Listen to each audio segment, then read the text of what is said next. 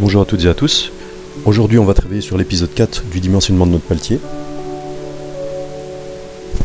Et ici, on va s'intéresser au calcul de la hauteur des échelles du paletier.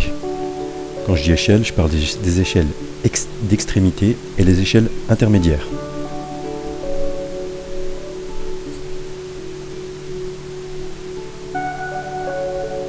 Donc les échelles d'extrémité, elles se trouvent ici, et l'échelle intermédiaire, c'est celle-ci.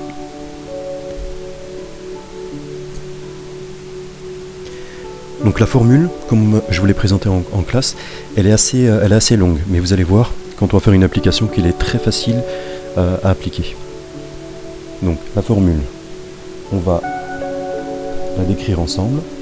Donc c'est la hauteur du niveau 1, plus le nombre de niveaux supérieurs moins 1, fois la hauteur du niveau supérieur, plus la hauteur du profilé, c'est-à-dire la hauteur de la lisse, plus 1 mètre de recommandation de l'INRS. Donc ça c'est pour les échelles d'extrémité. Donc, en reprenant les épisodes précédents et les données qu'on avait calculées dans les épisodes précédents, voilà quel résultat on a eu. Donc la hauteur ajustée du niveau 1 était de 1875 mm. C'est ce qu'on va avoir ici. Le nombre de niveaux supérieurs était de 4. Donc c'est ce qu'on a ici en orange. La hauteur ajustée du niveau supérieur, ici là, était de 1950. Donc c'était la hauteur du niveau 2 et supérieur. Et la hauteur de la lisse, c'est-à-dire la hauteur du profilé, était de 90 mm.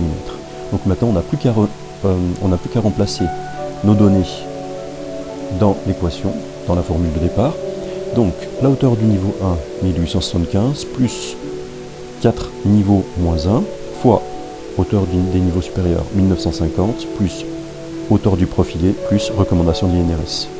Donc, 1875, plus 3 fois 1950, plus 90, plus 1000. Donc tout ça, ça nous donne 8815 mm de hauteur. Ça veut dire que la hauteur des échelles d'extrémité doit faire 8815 mm de hauteur.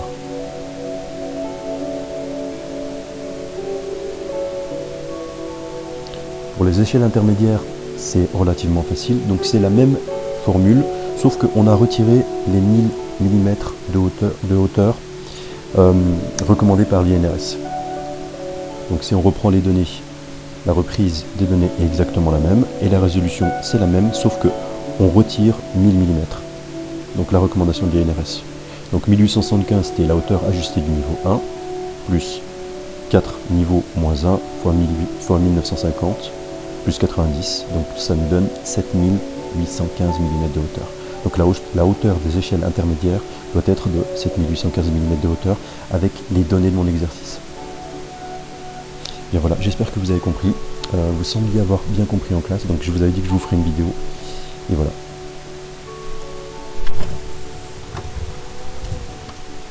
N'hésitez pas à m'écrire si vous avez des questions.